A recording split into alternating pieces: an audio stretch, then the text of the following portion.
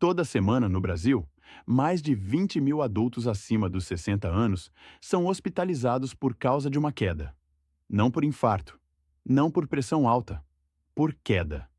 E o que mais me inquieta, depois de tantos anos de medicina, é que a maioria dessas pessoas tinha um aviso antes que isso acontecesse.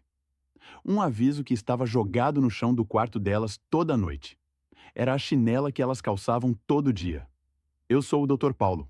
E antes de terminar esse vídeo, eu vou te dar um teste de 10 segundos que você pode fazer agora mesmo, aí onde você está, sem sair do lugar.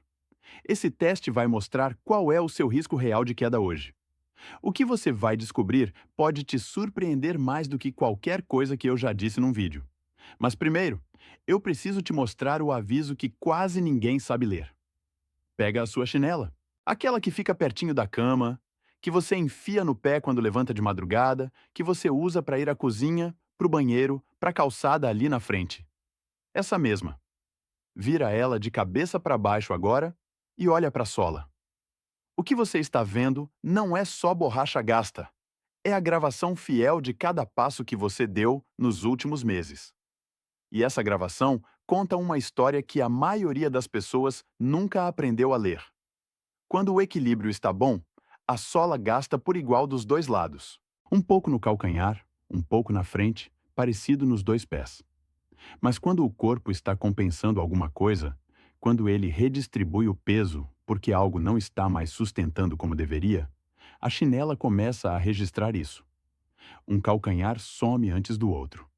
A borda de fora fica rasa enquanto a borda de dentro ainda tem borracha. Uma chinela envelhece de um jeito e a outra envelhece diferente. As duas ficam totalmente distintas, mesmo sendo do mesmo par. E tem outro sinal que aparece muito, que eu vejo direto.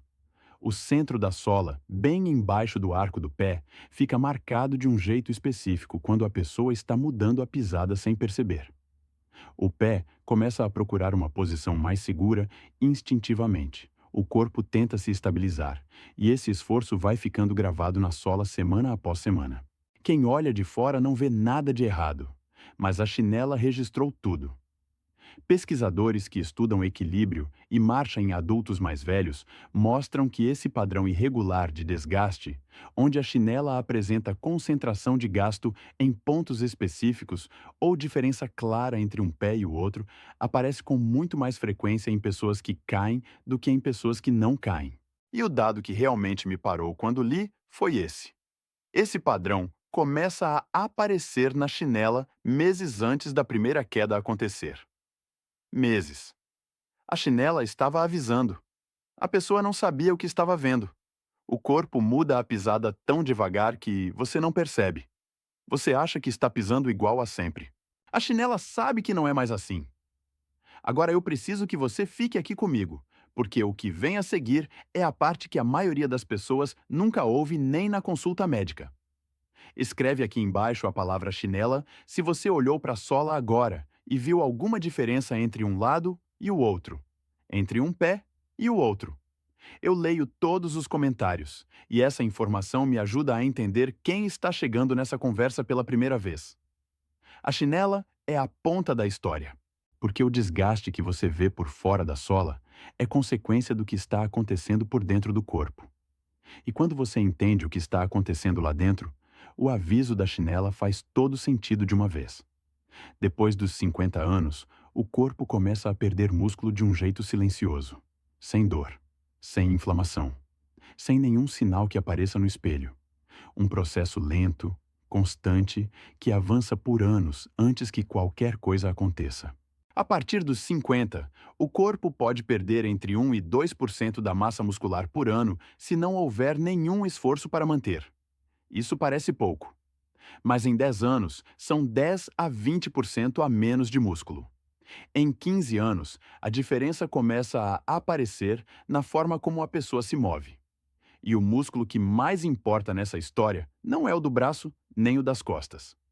É o músculo da coxa, do tornozelo, da parte inferior do corpo. O músculo que sustenta você de pé quando o equilíbrio vacila por uma fração de segundo. É esse músculo que determina se um tropeço vai ser só um susto ou vai virar uma queda. E é exatamente esse músculo que a maioria das pessoas de 50 anos para cima não está trabalhando de nenhuma forma específica. Porque caminhar, que é o exercício mais comum entre esse público, ajuda o coração e a circulação, mas não constrói a força que o equilíbrio precisa para funcionar numa emergência. Pensa assim: quando você tropeça, o corpo precisa decidir em menos de um décimo de segundo se vai ficar de pé ou vai para o chão. Essa decisão não é consciente. Você não a pensa. O músculo é que age, antes de qualquer raciocínio.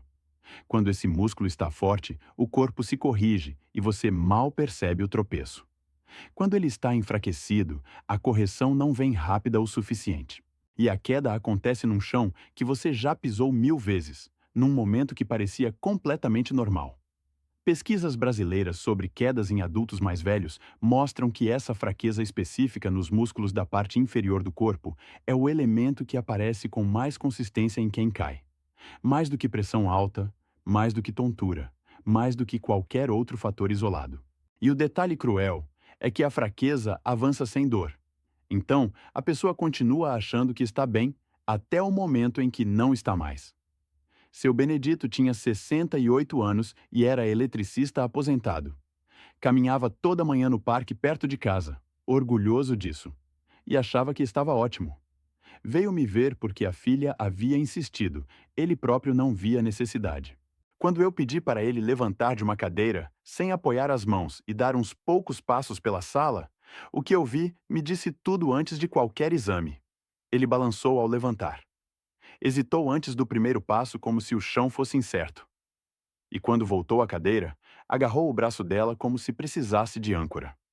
Seu Benedito caminhava todo dia, mas caminhada e força muscular são coisas completamente diferentes, e ninguém havia explicado isso a ele em décadas de consultas. Caminhada é ótima para o coração, para a circulação, para o humor. Mas ela não constrói a força específica que o corpo precisa para se segurar quando o equilíbrio falha. Para isso, o músculo precisa de um tipo diferente de estímulo, e esse estímulo pode ser feito em casa, na sala, sem precisar de academia nem de equipamento caro. Ele saiu dali com 3 exercícios simples para fazer em casa, sem gastar nada. 2 meses depois, a filha ligou no lugar dele para me contar que o jeito do pai andar havia mudado, que ele parecia mais firme no chão, que ela estava dormindo mais tranquila. Benedito me disse depois que nunca imaginou que 3 exercícios feitos em casa pudessem fazer diferença tão rápida. Mas o músculo responde quando você usa. É simples assim. E agora vem o ponto que mais me preocupa. O fator de risco que está dentro da maioria das casas brasileiras sem que ninguém perceba. E que se combina com a fraqueza muscular de um jeito que cria uma situação realmente perigosa. Se você toma algum remédio regularmente, isso é diretamente para você. Alguns dos medicamentos mais comuns entre brasileiros de 50 anos para cima têm um efeito que os médicos sabem, que as bulas mencionam em letras miúdas, mas que raramente é explicado direitinho numa consulta de 15 minutos. Eles afetam o reflexo de equilíbrio. Certos remédios para pressão podem causar uma lentidão na resposta do corpo quando você muda de posição.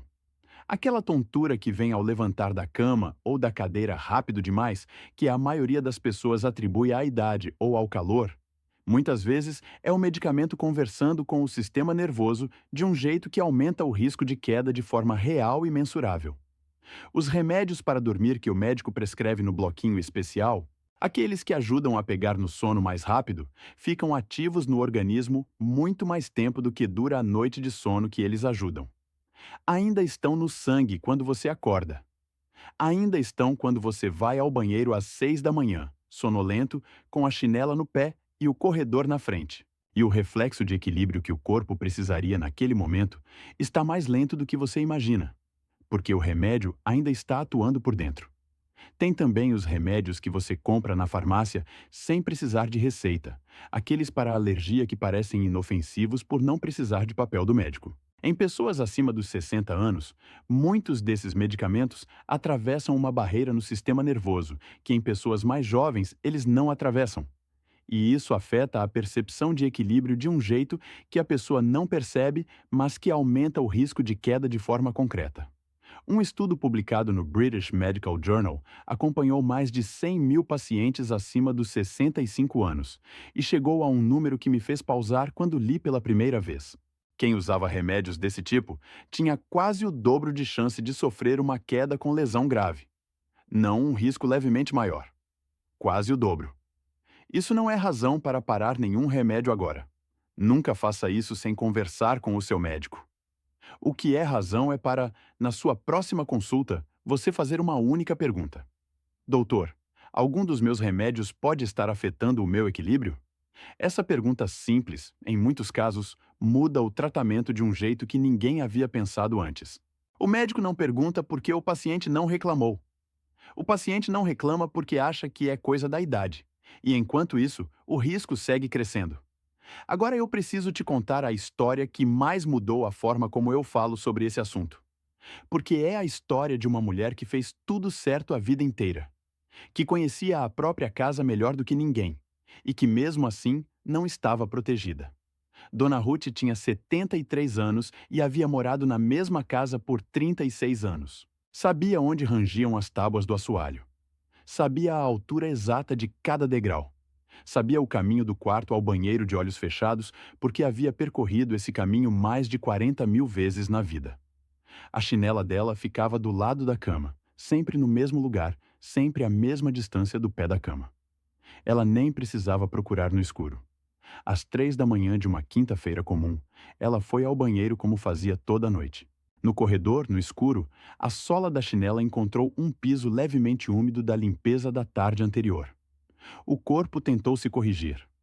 Os músculos da perna, que nos últimos anos haviam perdido gradualmente a velocidade de resposta sem que ela percebesse, não agiram rápido o suficiente. Ela foi ao chão. A cirurgia do quadril durou 5 horas.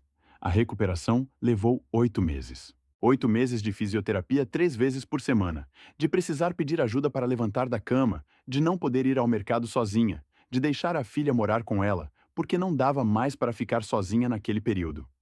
Quando ela me disse, na primeira consulta depois da alta hospitalar, que a maior dor não era a do osso quebrado, mas perceber que havia perdido a independência que levou a vida inteira para construir, eu entendi de vez por que essa conversa precisa acontecer mais vezes.